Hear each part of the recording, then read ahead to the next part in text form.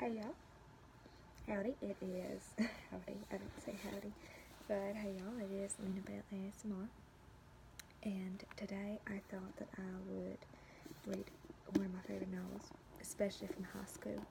It's called Where the Heart Is, and I believe the movie is of the same name, and it stars Natalie Portman. It relates to give you hints, Walmart and kids with names of candy and unlucky sevens. So I just want to get right into it. Maybe the first chapter, maybe part one.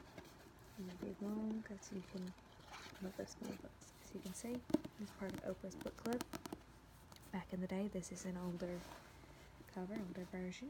I want to say, I actually used to put what time exactly.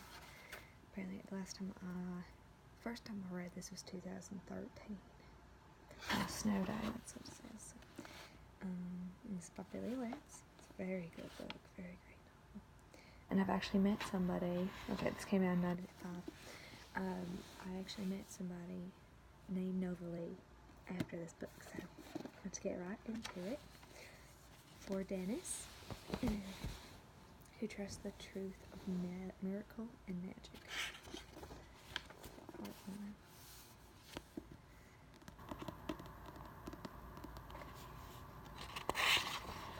Chapter 1.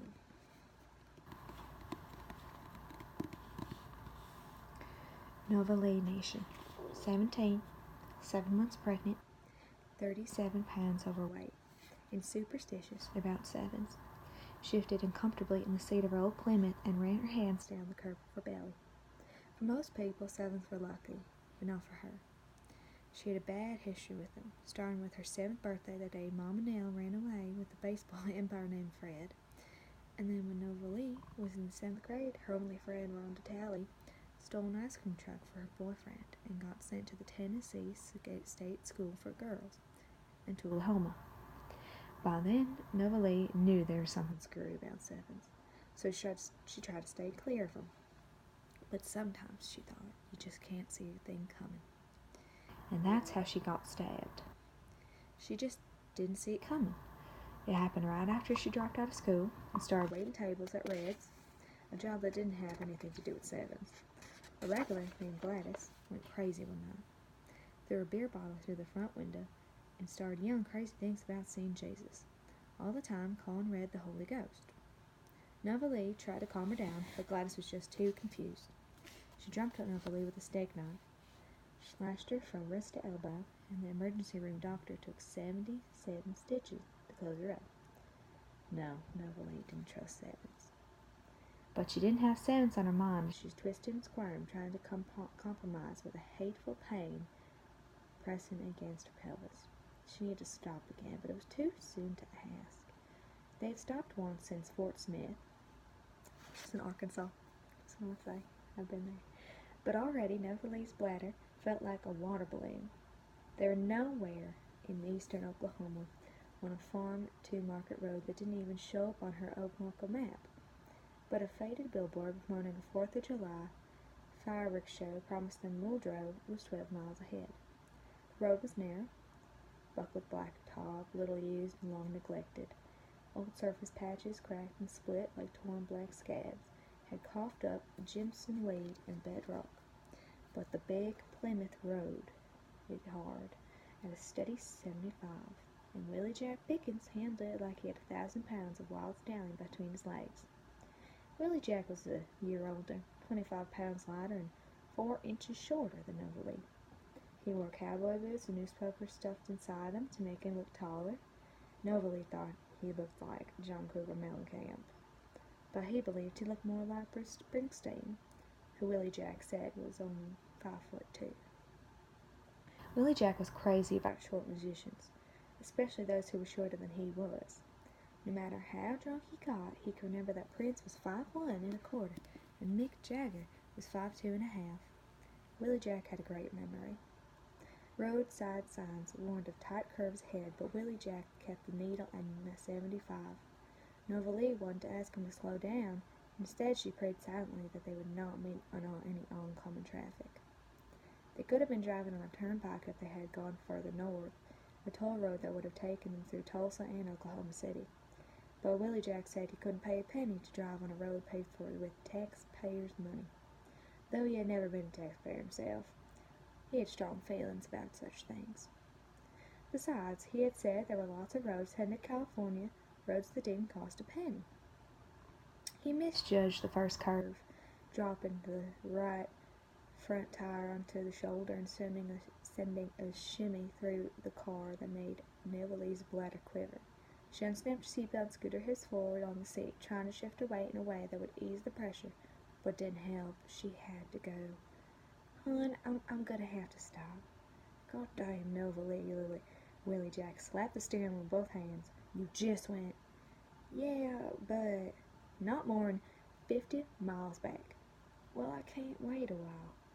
"You know how long it's gonna take us to get there if you have to pee every 50 miles? "I don't mean right this minute. I can wait."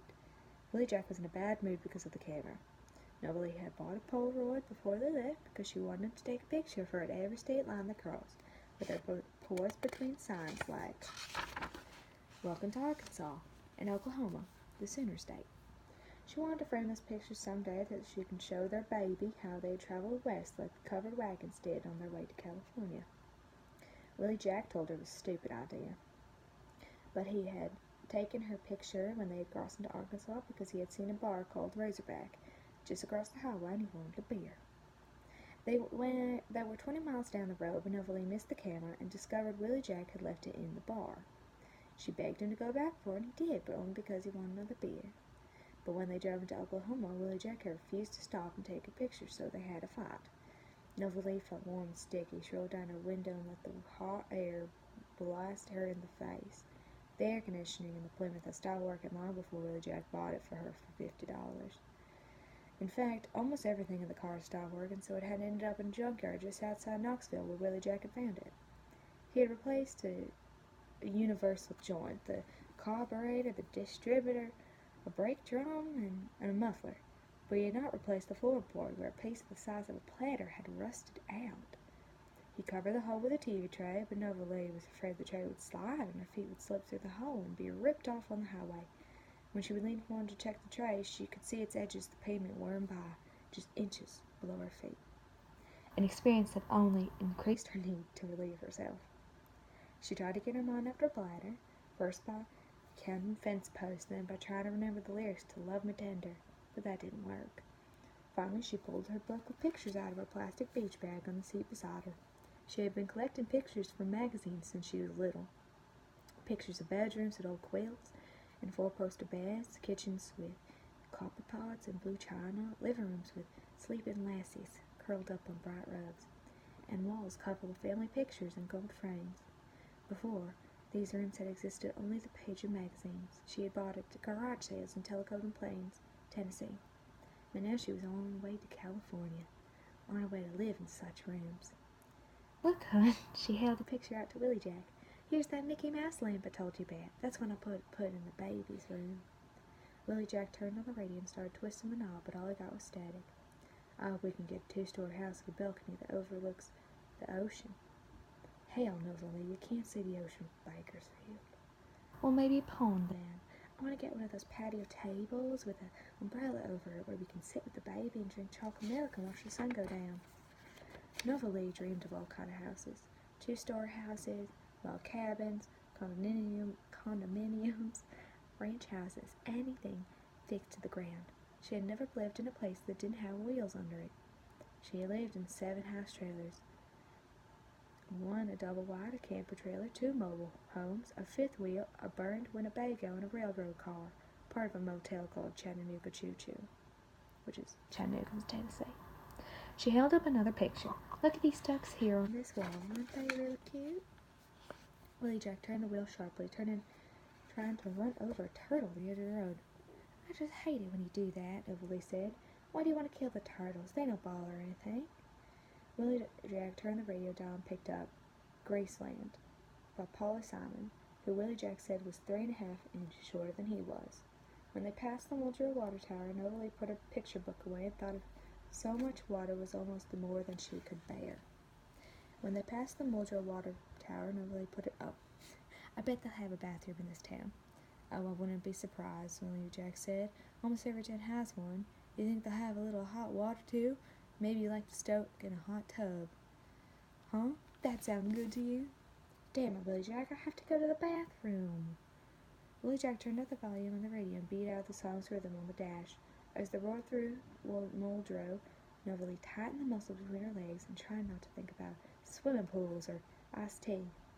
She dug the map out again and figured the next chance she would have to stop, short of a head-on collision, was another 20 miles down the road in a town called Sequoia.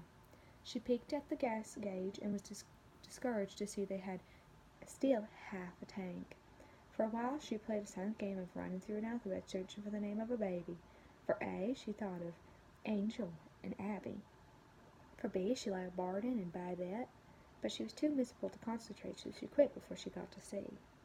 She had aches and pains from her top to her bottom. Her head had been hurting all morning, but she didn't have any aspirin with her. Her feet were killing her too. They were so swollen with the straps of her red sandals bitten to her ankles and pinched her toes until they were throbbing.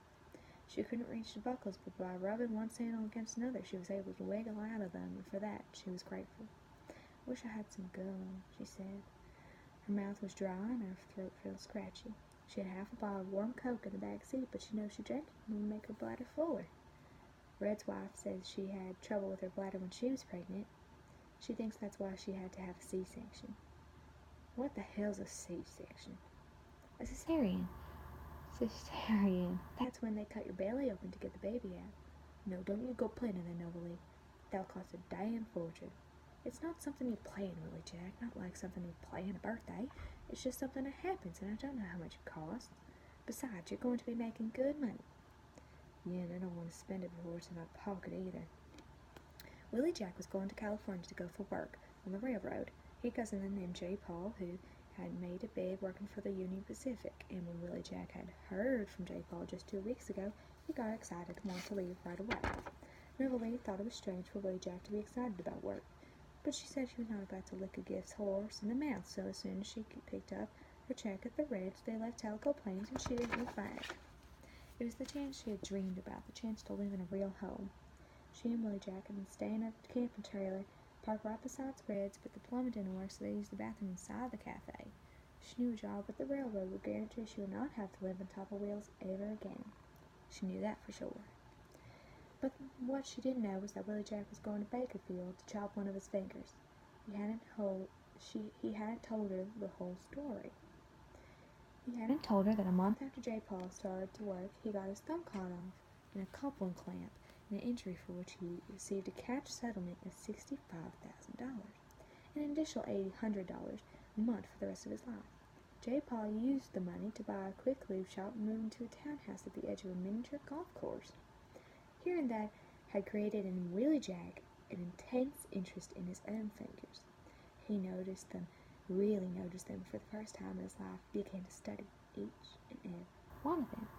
He figured that the thumb and index fingers did the most of the work. Middle fingers were communication, ring fingers were for rings, and little fingers were pretty much unnecessary. For Willie Jack, a southpaw, the little finger of his right hand that was absolutely useless, and was one he was willing to sacrifice. The one he intended to trade for greyhounds and racehorses. Is the one that he would take him to Santa Ana and Hollywood Park, where he'd drink slow gin fizzes and wear silk shirts and send his bets to the windows on silver trays. But Novalee didn't know all that. She only knew he was going to Bakerfield to go to work for the railroad. He figured that's all she needs to know. And if Willie Jack was an expert in anything, it's what Novalee needed to know. "Want to feel the baby?" she asked. He asked if he didn't hear her. He acted as if he hadn't heard her. "Here." She held his hand up for his, but he left it dangling over the top of the steering wheel. "Give me your hand." She lifted his hand from the steering wheel and guided it to her belly, then laid it flat against her, against the mound of her navel. "Feel that?" "No." "Can't you feel that tiny little bump, bump, bump?" "I don't feel nothing." Willie Jack tried to pull his hand back, but he held it and moved it lower. Pressing his fingers into the curve just above her pelvis. "Feel right there." Her voice was soft, no more than a whisper. "That's where the heart is." She held his hand there for a moment, then he jerked it away. Couldn't prove it by me, he said as he reached for a cigarette. Novalee felt like she might cry then, but she didn't know exactly why. It was the way she felt sometimes at night when she heard a train whistle in the distance, a feeling she couldn't explain, not even to herself. She leaned her head back against the seat and closed her eyes, trying to find a way to make time pass faster. She mentally began to decorate the nursery. She put the oak crib beneath the window and a rocker in the corner beside the changing table. She folded the small quilt with cows jumping over the moon and put it beside the stuffed animals. As she drifted into sleep, she saw herself thin again, wearing her skinny denim dress and holding her baby,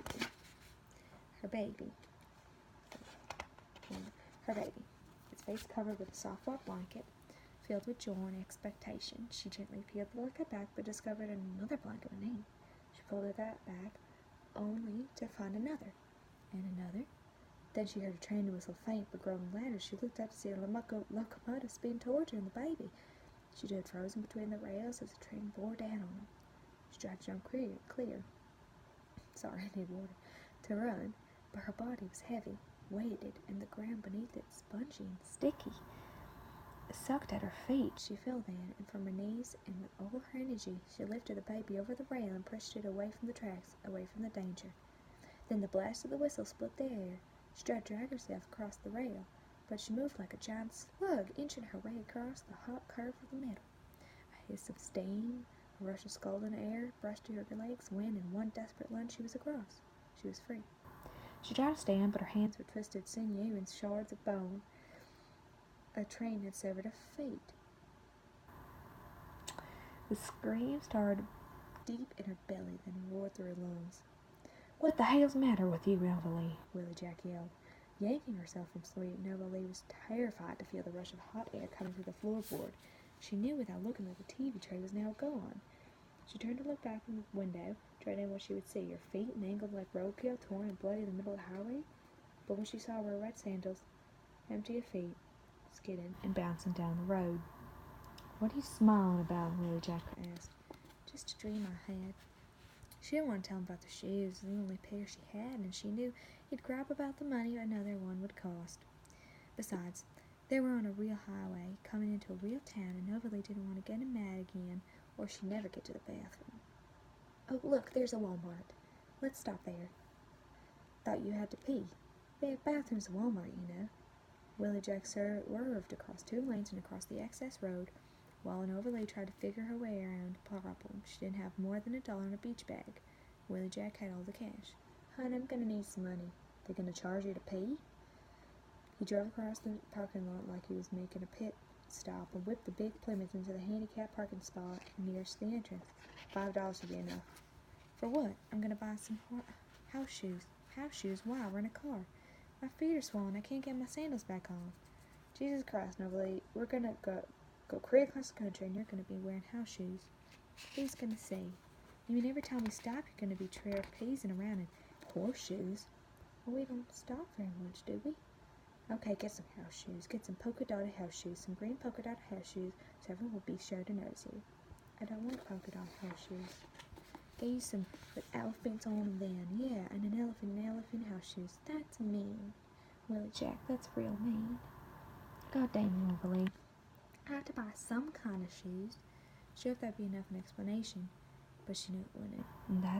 And though he didn't actually say why, his face did. "My sandals fell through the floor." She smiled at him then, a tentative smile, an invitation to see the humor in what had happened, but declined the offer. He stared at her long enough to melt her smile, then turned, spit out the window, and shook his head in disgust. Finally, digging in his pocket of his jeans, he pulled a handful of crumpled bills. His movement, exaggerated and quick, was designed to show her he was right on the edge. He pitched a 10 at her, then crammed the rest back in his pocket. "I won't be long," she told him as she climbed to the car. "Yeah. Don't you want to come in? Stretch your legs?" "No, I don't." "Want me to bring you some popcorn?" "Just go on, Novalee." She could feel his eyes on her as she walked away. She tried to move her body as she had when they first met, when she was unable to keep his hands away from her, when her breasts and belly and thighs were tight and smooth. But she knew what he was seeing now. She knew how she looked. The single-stall bathroom was taken. Novalee pressed her legs together and tried to hold her breath. When she heard the toilet flush, she was sure she couldn't make it. But when the door didn't open, she was sure she wasn't. "I'm sorry," she said, tapping the door, "but I got to get in there now." The little girl, still struggling with buttons, opened the door and then jumped out of the way as Novalee rushed by. Once inside, Novalee didn't take time to lock the door or cover the seat with paper. She didn't even check to make sure there was paper on the roll. She just peed and peed, then laughed out loud. Her eyes flooded with tears as the joy released. Novalee took pleasure in small victories. As she washed in the sink, she stood herself in the mirror, then wished she hadn't. Her skin, though unblemished and smooth, looked shallow, and her eyes, a light-colored green, were ringed with dark circles. Her hickory-colored hair, long and thick, had pulled loose from the clip at her neck and was frizzed into tight, thin ringlets. She splashed cold water on her face, smoothed her hair with wet hands, and dug into her beach bag for lipstick, but couldn't find any.